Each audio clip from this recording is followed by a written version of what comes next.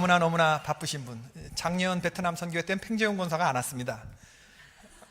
아시죠? 예, 그때 백지민 권사님이 왜 팽재용 권사가 못 왔는지, 온다고 했는데 무슨 일이 있어서 다시 돌아갔습니다. 이분이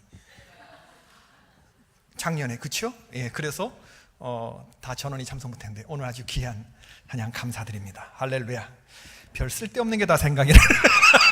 1년 전 오늘이 다 생각이 납니다. 할렐루야.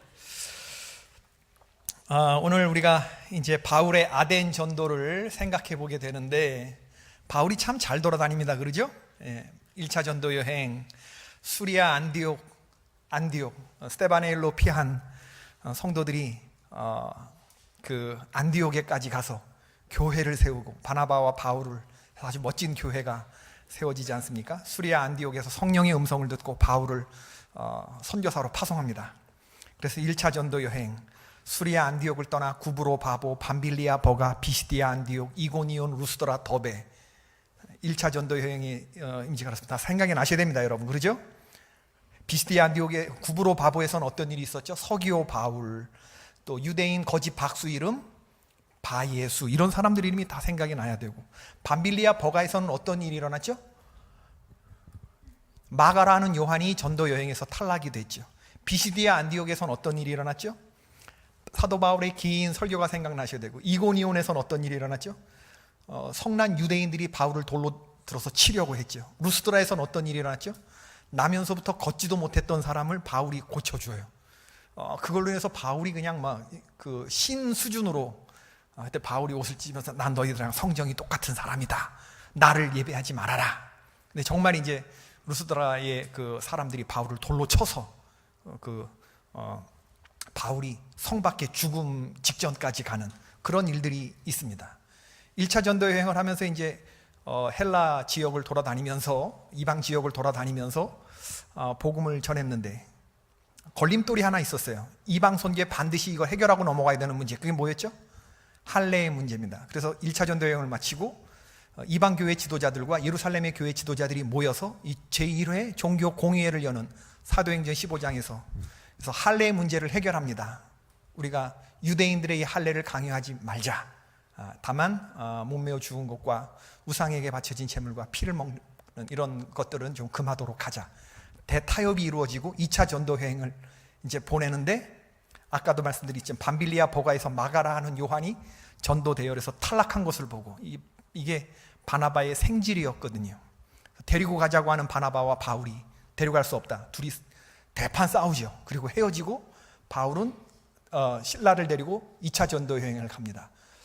아시아 지역을 다시 한번 돌으려고 했는데 구브로의 고향인 이 바나바하고 같이 행선지가 겹칠까봐 바울이 이제 그걸 피하는데, 마게도니아 사람의, 유럽 사람들의 건너와 도우라는 환상을 보지요. 그리고 바울을 태운 배가 이제 유럽으로 가게 되는 겁니다. 제일 유럽의 첫 관문인 빌립보에 들렸다가 거기서 누굴 만나죠? 여자? 루디아라는 여자를 만나죠. 2차 전도 여행의 시작지입니다. 그리고 감옥에 가게 되죠. 빌립보 감옥에 가게 되고, 그 다음에 데살로니가 가게 되죠. 그 다음에 베레아, 지난주까지 베레아가, 오늘은 어디 도착했어요? 아덴에 이제 도착하는 이런 일들 다 생각이 안 나시죠? 우리가 지금까지 사도행전을 쭉 보는데 이게 워낙 듬성듬성 이렇게 하게 되고 그래서 그런지, 너무 또 오래돼서 그런지 듣고 잊어버리는 겁니다, 여러분. 그리고 또 내 평생에 듣던 말씀 자꾸 듣는 것이고 그런 겁니다. 사도 바울이 참 잘 돌아다니는 것 같지만, 바울이 세계여행 다니는 것 같지만 그렇지 않습니다. 선교의 복음의 씨앗을 뿌리면서 다니는 것입니다. 우리가 선교사님들 위해서 많이 기도해 드려야 될 줄로 믿습니다. 바울이 이렇게 다닐 수 있는 전도 여행을 실라와 디모데와 다닐 수 있게끔 한 것은, 여러분 본문엔 드러나지 않지만 안디옥 교회 성도들의 이 선교 후원금, 또 중간중간에 교회를 멋지게 이룬 분들이 사도 바울 그 일행에 선교비를 보내고 눈물을 보내고 기도를 보낸 이것으로 지금 사도 바울 일행이 전도를 하고 다니는구나, 이게 같이 보이셔야 돼요. 지금도 동일한 역사가 우리 가운데 일어납니다. 선교는 누가 하느냐? 제가 선교사 해봤잖아요. 선교는 선교사가 합니다. 선교사가 제일 중요해요. 후원교회 성도들도 중요하고 뭐 기도하는 것도 중요하지만 뭐니 해도 현지에 가서 이 복음을 전하는 건 이 선교사가 행하는 것이기 때문에 특별히 현지 원주민을 대상으로 하는 이런 선교사들을 위해서 우리가 많이 기도를 해줘야 되는 거예요. 특별히 현지 문화 적응, 현지 언어 습득, 사랑, 이 세 가지는 원주민 선교사에게 항상 있을 것인데 그 중에 제일은 뭐예요? 현지 문화 적응, 원주민 선교 사역 하시는 분들에게 현지 문화 적응, 뭐 저 아프리카나 저 말레이시아 정글이나 뭐 이런 그 남미나 이런 문화권이 다른 곳에서 현지인들을 대상으로 현지 언어를 쓰시면서 선교하시는, 복음을 증거하시는 이런 분들에게는 세 가지간을 따르는데 한국하고 다르잖아요, 문화가. 현지 문화 습득, 현지 언어 습득, 사랑, 이 세 가지는 원주민 선교 사역에 항상 있을 것인데 그 중에 제일은 뭐다? 이러니까 제가 여러분들을 의심하는 겁니다. 담임 목사의 채워주심 책을 안 읽었다는 게 딱 드러나잖아요. 그 빛나는 기독교의 명저 채워주심에 제가 이거 썼는데 언어 습득 물론 사랑이 있어야 되는 것이지만 언어가 되는 만큼 선교가 되기 때문에 제가 이번에도 우리 감리교 선교사님들 들어왔는데 원주민 선교 사역 하시는 분들 특별히 언어 하라고 제가 그렇게 다시 말씀을 드렸습니다. 하나님께서 원주민 선교 사역 하시는 분들에게 특별한 은혜를 주시기를 바라고 이방 민족에 나가서 한국인 대상으로 한국 목회를 하시는 분들 뭐 선교사라고 부르지만 약간 순도가 떨어져요. 진정한 의미에서 선교사는 타문화권에 나가서 타문화의 언어를 쓰면서 하는 사람, 이 진정한 의미의 선교사들입니다. 이 사도 바울이 세계 여행을 다니는 거 아니고 복음의 씨앗을 뿌리고 다니는 것이며 이들이 그렇게 할 수 있도록 그 초대교회 성도들이 선교비를 보내고 기도를 보냈다는 거, 그리고 선교 여행에 같이 동참했다는 거 동시에 보여야 되고요. 그리고 우리가 어떻게 기도를 해야 되느냐? 에베소서 6장 19절에서 20절. 어떠한 환경 중에서라도 선교사들이 이 환경에 주눅들지 아니하고 선교를 방해하는 모든 적대 세력들의 그 핍박과 박해를 뚫고 마땅히 전할 말을 담대히 전하게 하옵소서. 이렇게 기도하는 것입니다. 할렐루야. 우리가 그렇게 기도를 해드려야 돼요. 어떤 환경 중에서도 마땅히 전할 말을 담대히 전하게 하옵소서. 바울이 선교 여행을 다니면서 오늘 이제 아덴에 도착했는데 박해는 있을지언정 실패가 있지 않았거든요. 그런데 오늘 본문에 나오는 이 아테네입니다. 아테네에서 바울이 철저하게 실패를 맛봅니다.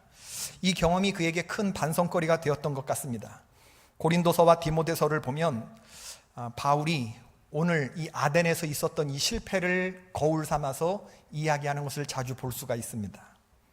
바울은 과거에 헬라 철학과 히브리 종교를 함께 배운 사람입니다. 철학자로는 그리스의 필로, 종교학자로는 가말리엘 같은 그런 학자가 되고 싶었을지도 모르겠습니다. 그런 바울이었으니 헬라 철학의 본산지인 오늘 이 아테네에 도달한 것만으로도 그의 가슴이 부풀었겠죠. 잠재되었던 지적 자부심이 고개를 들었을 수도 있겠습니다. 비록 자신은 헬라 철학을 본토가 아닌 이 아테네가 아닌 길리기아 다소와 예루살렘이라고 하는 변방에서 배웠지만은 은연중에 그리스 사상, 이 철학에 대해서 내가 한 초씩 한다라고 생각하는 사도 바울의 스펙, 가방끈, 이런 그 지식에 대한 것들이 이 본토에서 스멀스멀 이렇게 나오는 뭐 그런 거겠죠. 어떤 거냐면 마치 S대학, 우리나라에서 제일 좋은 S대학에서 내가 셰익스피어를 전공했어요. 문학박사 학위를 받았습니다. 우리나라 최고의 학부에서 셰익스피어를 전공했어요. 그리고 딱 영국에 갔어요. 영국의 문학박사 딱 만났습니다. 그러면 어떤 생각이 들을까요? 이게 다 언어도 돼. 네가 하는 지식과 내가 하는 지식, 셰익스피어에 대해서 우리가 한번 부딪혀볼까? 하는 이런 생각들이 은연중에 한번 들지 않았겠습니까? 어떤 배틀 같은 거. 그럴 수도 있겠다. 게다가 지금 바울이 혼자 있지 않습니까? 데살로니가에서 바울의 전도를 못마땅하게 생각했던 유대인들이 베레아까지 쫓아와서 바울 일행을 잡으려 했는데 경황이 없어서 바울이 지금 혼자 몸을 간신히 피한 그런 상황입니다. 아덴에서 일행인 실라와 디모데를 지금 기다리는 상황이에요. 선교팀들을 놓쳤어요. 실라와 디모데가 얼마나 사람들이 조직적으로 베레아까지 쫓아왔는지. 그러니까 전도에 올인하기보다는 맛배기로 지금 잠깐 주어진 짧은 시간 동안에 내가 전공한 헬라 철학의 어떤 본산에서 뭔가 이 사람들하고 한번 좀 해보고 싶은 또 그런 생각이 들었을 수도 있겠습니다. 전도가 아니라 설득하려고 하는 어떤 시도들이겠죠. 그래서 다른 곳에서 발견되지 않는 바울의 인간적인 모습이 아덴에서는 노골적으로 등장하는 것을 볼 수가 있어요. 사도행전 17장 16절에 보면 바울이 아덴에서 그들을 기다리다가, 그들이라고 하면 실라와 디모데죠, 온 성에 우상이 가득한 것을 보고 마음에 격분했다. 그래서 격분했다. 바울이 핍박을 당하면서도 한 번도 분을 낸 적이 없는데 아덴에서는 화를 사귀지 못하고 분을 내요. 여러분, 모든 전쟁의 신, 모략의 신, 진과 선과 미와 애의 근원이 되시는 분은 누구십니까? 우리에게 있어서 모든 진리와 진선미, 선과 미와 애, 사랑과 전쟁의 신이 누구예요? 하나님 한 분이잖아요. 그런데 아테네에는 너무나 많은 신들이 있는 거예요. 이거 보고 바울이 이제 화가 나는 거죠. 우리가 아는 신들, 한 번쯤 들어봤을 신들은 여기 다 있거든요. 아테네. 제우스 들어보셨어요? 헤라, 포세이돈, 하데스, 아레스, 아프로디테.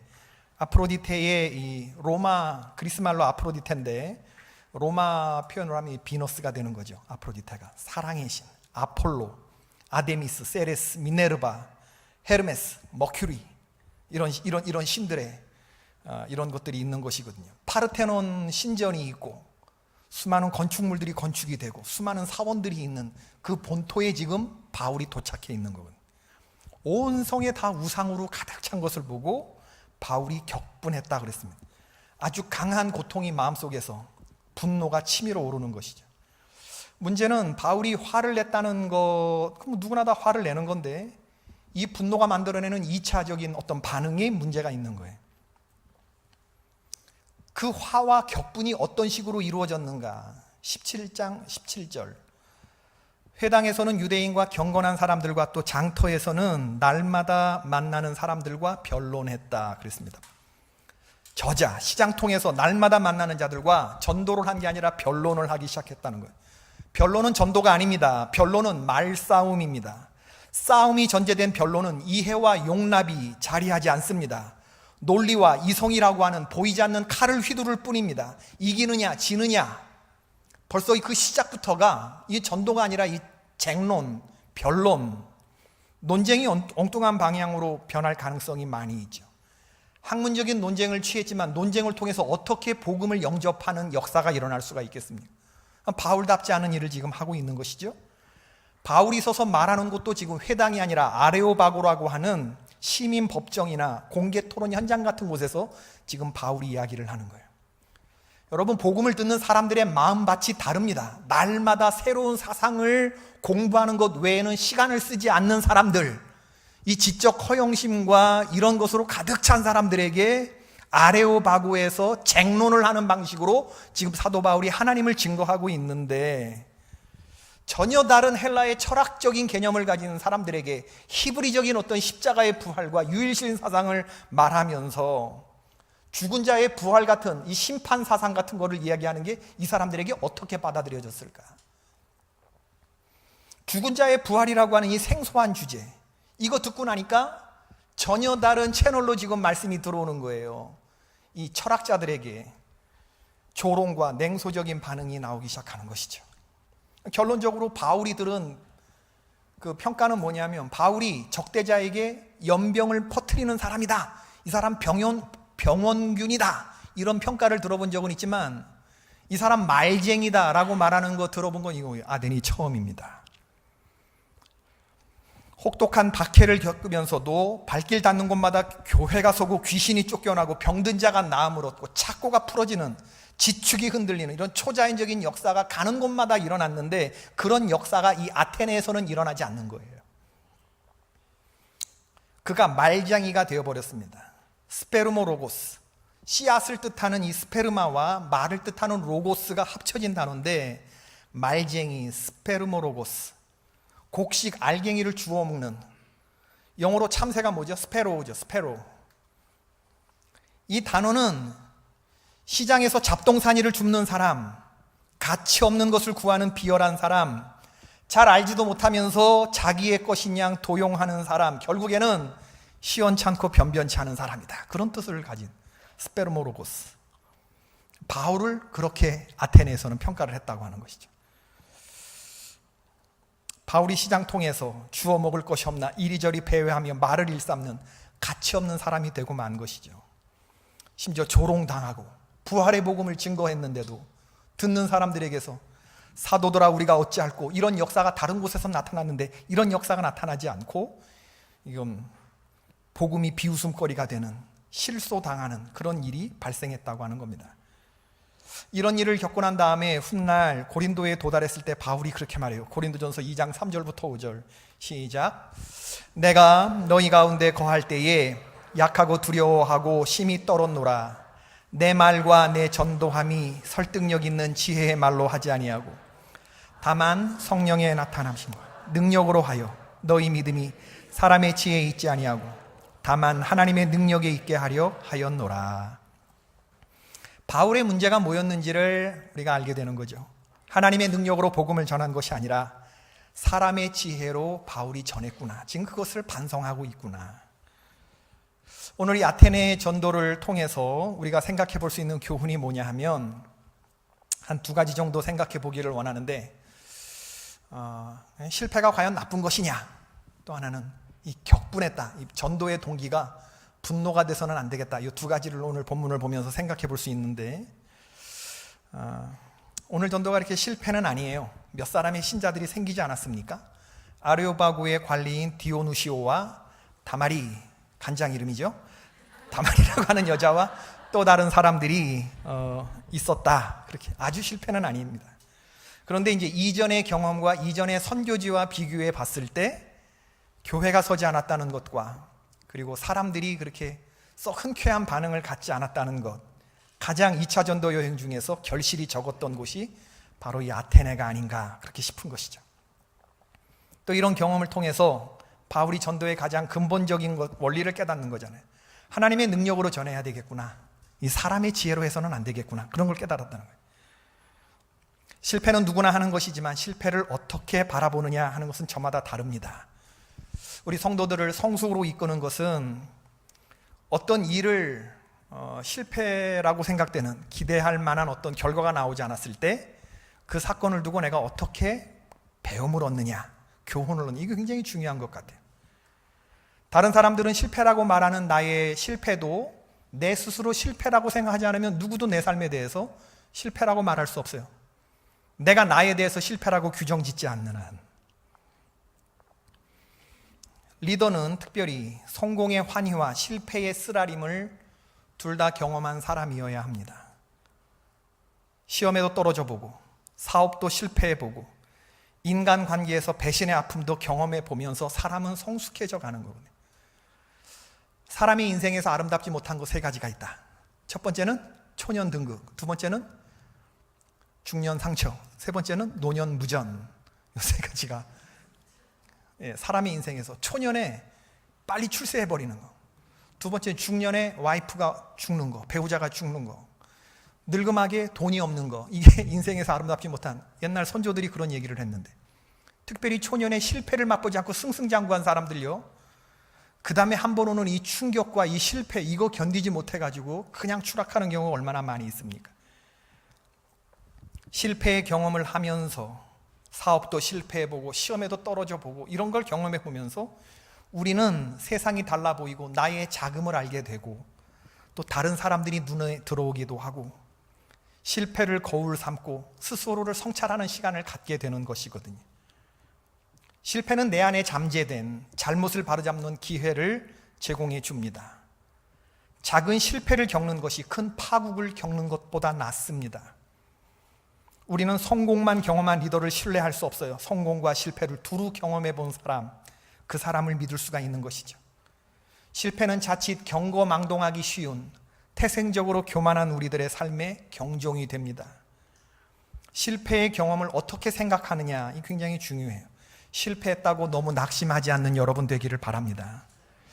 안젤라 데이비스라고 하는 전설적인 인권운동가가 이렇게 말했어요. 따라해 봅시다. 벽을 밀치면 문이 되고 벽을 눕히면 다리가 된다. 시작. 다리가 된다. 아멘. 실패를 어떻게 바라보느냐, 굉장히 중요한 통찰을 주는 것이죠. 바울은 아덴의 경험을 귀한 것으로 간직했어요. 그렇기 때문에 아테네에서의 경험은 실패가 아니라 성공적인 실패였다. 결과만 놓고 본다 그러면 다른 선지자에 비해서 실패지만은, 그러나 이후에 바울이 자기의 영혼에 대한 나를 다시 한번 세우는 복음 증거의 어떤 태도를 결정짓는 중요한 가르침을 받았기 때문에 성공적인 사역의 발판이 되는 귀한 경험을 오늘 하게 됐다고 볼 수가 있는 거죠. 사도행전 18장 18절에 보면 사도 바울이 2차 전도 여행을 마치고 본거지로 돌아가는 배를 기다리면서 자기의 머리를 깎아요. 근데 성경은 사도행전 18장 18절에서 바울이 일찍이 주께 서원이 있으므로 머리를 깎았더라. 서원을 행하는 거거든요. 머리를 빡빡 대머리를 깎는 것. 근데 그걸 브리스길라와 아굴라 평신도 부부가 지켜보는 앞에서 했어요. 그럼 바울이 어떤 서원을 했을까? 성경에 그 내용은 나오지 않지만 성경의 맥락을 쭉 읽어보면 가질 수 있는 생각이 뭐냐면, 바울이 서원이라는 게 뭡니까? 그때 당시 바울이 지금 나이가 80 가까이 됐을 것이다, 그렇게 생각이 들어지는데 2차 전도 여행을 마친 사도 바울의 나이가 한 80쯤 됐을 것이다. 80이면 인생 살 만큼 산 사람인데, 근데 머리를 빡빡 밀면서 주께 서원 예를 행하는 이런 사도 바울의 입장을 보면 그가 도대체 하나님에 대해서 어떤 빳빳한 영성을 가지고 주를 섬기고자 하는 열심을 가졌길래 이런 기도 가운데서도 가장 비장한 형식의 이런 기도를 드렸을까? 그것은 뭘까? 난 이제부터 십자가의 부활을 단순히 전하기로, 인간의 지혜의 말로 하지 아니하고 하나님의 능력으로만 나는 복음을 전하리라. 아마 그런 다짐과 결단을 하나님 앞에서 하면서 이 아테네의 경험을 통해서, 실패의 경험을 통해서 다시 한번 영혼의 날을 세우는 서원 기도를 드리지 않았을까? 이 제 생각입니다. 바울이 훗날 그의 믿음의 동역자들에게 하는 게 뭐냐 하면, 부탁하는 게 뭐냐 하면, 디모데, 디도 이런 그 후배 동역자들이 있잖아요. 디모데전서 6장 20절, 디모데야, 망령되고 헛된 말과 거짓된 지식의 반론을 피함으로 내게 부탁한 것을 지키라. 디모데후서 2장 23절, 어리석고, 다 같이 한번 읽어봅시다. 시작. 어리석고 무식한 변론을 버리라. 이에서 다툼이 나는 줄을 알미니라. 디도서 3장 9절 시작. 그러나 어리석은 변론과 족보 이야기와 분쟁과 율법에 대한 다툼을 피하라. 이것은 무익한 것이요 헛된 것이니라. 바울이 피하라는 거 세 가지가 있어요. 어리석은 변론, 족보 이야기, 분쟁과 율법에 대한 다툼. 삶 속에서 실제적인 의미를 주지 못하는 것들, 성경에 언급되지 않은 거, 그리고 중의적인 해석이 가능한, 이렇게 해석도 가능하고 저렇게 해석도 가능한 어떤 구원 문제나 성도의 삶에 있어서 중요성이 없는 문제들을 가지고 딜하지 말라는 거예요. 거기서부터 다툼과 쟁론이 나오기 때문에 그건 피하라. 안식일을 지켜라 하면 지키면 되는 것이지, 이걸 가지고 계속 어떻게 그러면 안식일을 정결예를 행할 건가, 안식일을 어떻게 할 건가, 쓸데없는 세칙을 만들어 가면서 그렇게 끊임없는 논쟁들을 만들어내지 말아라. 이 바울의 경험에서 나온 조언입니다. 헛된 말과 거짓된 지식의 반론을 피함으로 내가 너에게 부탁한 아름다운 것을 지켜다오. 바울의 경험에서 나오는 충고죠. 두 번째 생각해 볼 수 있는 것은 지금 바울이 전도를 하게 된 그 동기가 분노, 격분이다 그래요. 격분. 욱하는 것이 올라왔다는 겁니다. 여러분, 이 욱하는 이 분노는 성경에서 굉장히 금하는 것입니다. 특별히 지도자, 리더십들에게는.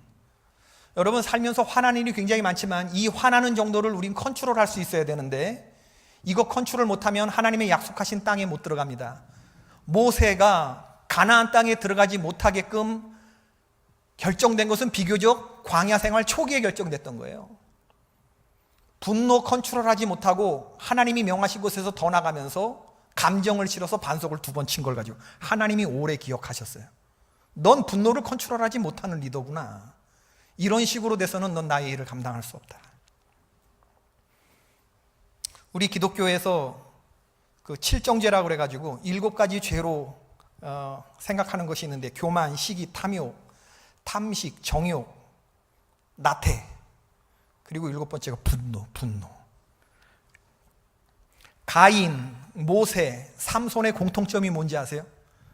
가인, 모세, 삼손, 템포 조절이 안 되는 사람들이었다는 것입니다.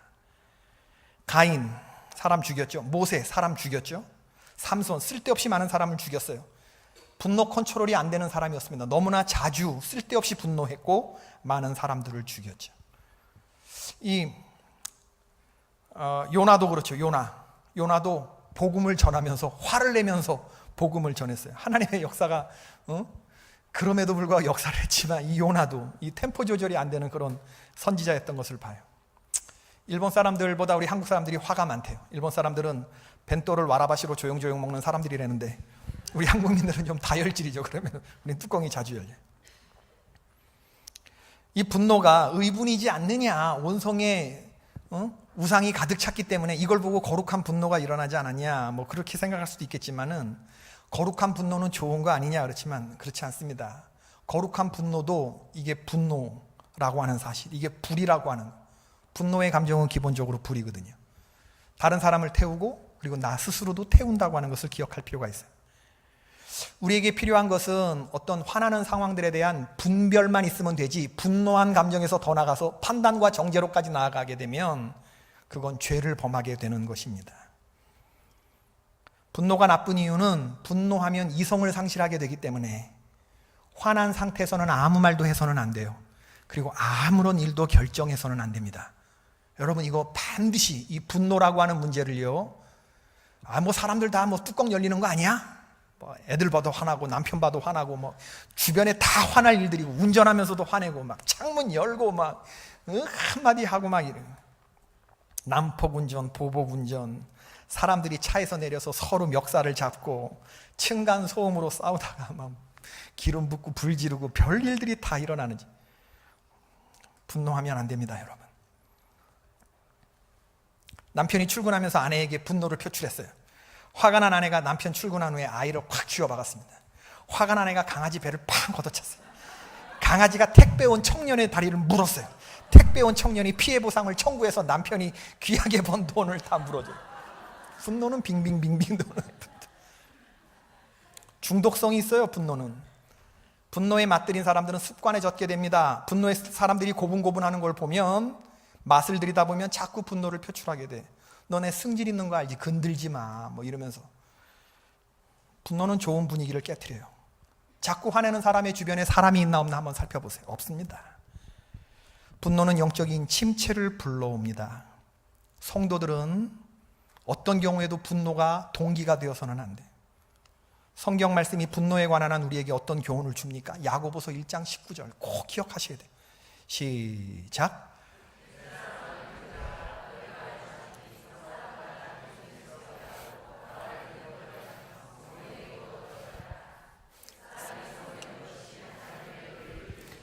야고보서 1장 19절에서 야고보 사도가 말합니다. 속해할 것이 있고 더디게 해야 될 것이 있대요. 속해하는 것은 뭘 속해하라고요? 듣는 것을 속해하라. 듣는 것을 잘 들어라. 상대방이 얘기할 때 말 같지도 않은 말, 시답지도 않은 말, 그 말을 듣다 보면 저 얘기를 끝까지 들고 있는 내가 바보지 싶어가지고 말 끊고 그냥 막 중간에 내 말 하고 싶잖아요. 잘 들어보라는 거예요. 듣다 보면 이 사람이 왜 이런 얘기를 하는지 이해가 되고 분별이 되고, 즉각적인 반응을 하지 말고 한 박자 늦춘다고 그래서, 성급하게 반응하지 않는다고 그래서 뭐 무슨 일이 당장 일어나는 거 아닙니다. 경청의 능력이 떨어지는 거 여러분 주의해야 돼요. 경청 기술만 개발해도 분노의 횟수를 많이 줄일 수 있어요. 분노에 관한 한 또 다른 교훈은 뭐냐면, 사람이 성내면 하나님의 의를 이루지 못한다. 또 예수님의 교훈이 뭐냐면, 분노에 관한 한 해가 질 때까지 분노를 품지 말아라. 그날의 분노는 그날에 해결해라. 가벼운 짜증에서부터 시작한 이 불씨가 심각한 불을 낼 수가 있기 때문에 오늘의 불씨를 내일 아침까지 연속적으로 갖지 말라는 거죠. 사탄이 틈타기 가장 쉬운 상태는 마음에 분노가 가득할 때, 그럴 때 우리는 이 분노를 해결해야 되는 것이고, 내 분노가 가득한 건 사탄 마귀를 초청해서 네 마음대로 한번 놀아봐. 내 마음속에서. 이거 초청하는 거 똑같은 것이거든. 사탄 마귀가 나를 어디로 데려갈지 모르죠.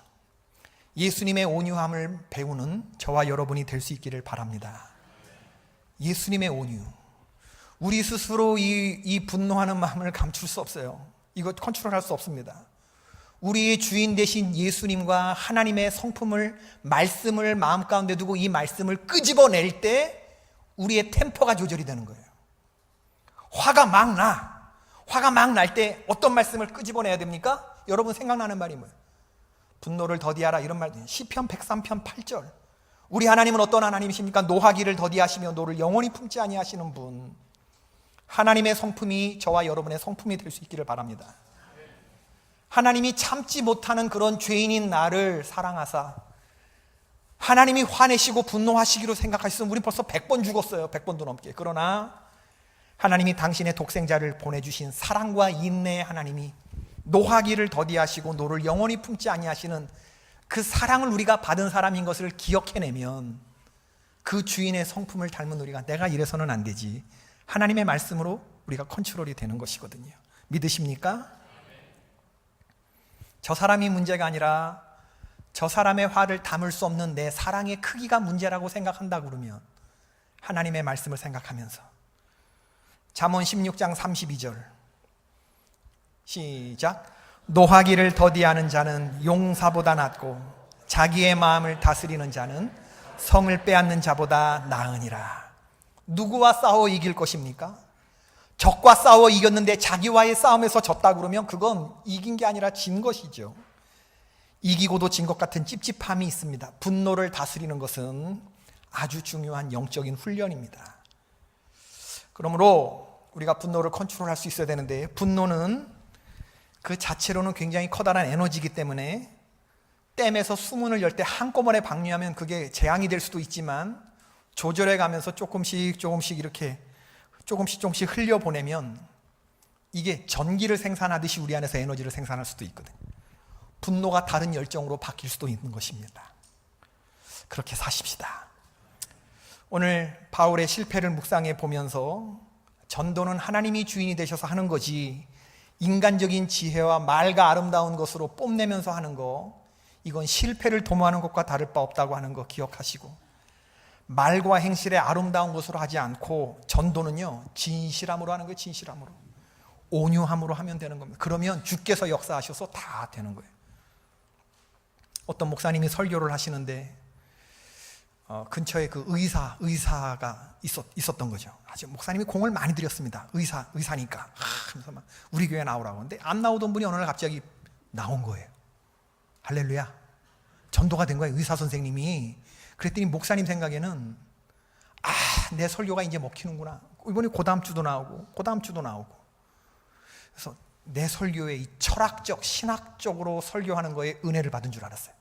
그래서 이제 의사 선생님한테 물었어요. 아무개 성도님, 교회를 매주일 나오는데 빠지지 않고 나오는데 뭐 때문에 그렇습니까? 제 설교가 은혜가 되십니까? 목사님 설교가 은혜가 됩니다. 이런 얘기를 기대했겠죠. 근데 이 의사 선생님이 하시는 말이, 우리 병원에서 청소하시는 할머니가 있는데 목사님 교회를 나오는데 이 할머니는 찬양을 하면서 우리 선생님은 예수님을 믿으면 참 좋겠는데, 예수님을 믿으면 좋겠는데, 어떻게 보면 내가 저 사람보다 형편이 훨씬 난데 저 사람은 어떻게 청소를 하면서도 찬양을 하고 그렇게 마음이 기쁘고 평안한지, 나는 마음이 지옥 같은데 저게 뭘까? 그래서 교회를 다니면서 저런 기쁨과 평안이 온다는데 저게 뭘까? 그래서 제가 한번 나와본 것입니다. 그렇게 대답을 하더라는 거예요. 주께서 만지시기로 하면요, 그렇게 아름답고 유식한 말이 아니더라도 진정성을 담아서 하는 한마디에 이 철벽 같은 그 사람의 마음이 무너지는 거 많이 경험해 봅니다, 여러분. 전도는 말과 혀의 아름다운 것이 아니라 진실함과 온유함으로 전하는 것이거든요. 우리 오늘 삶을 살았는데 우리들의 삶이 예수 그리스도를 전하고 배우고 담는 우리 개포교회 모든 성도들의 삶이, 우리들의 전도가 하나님이 주인 되시는 것으로 하나님의 능력으로 행해지는 그러한 복음 증거가 될 수 있게 되기를 주의 이름으로 축원합니다. 할렐루야. 우리 찬양하시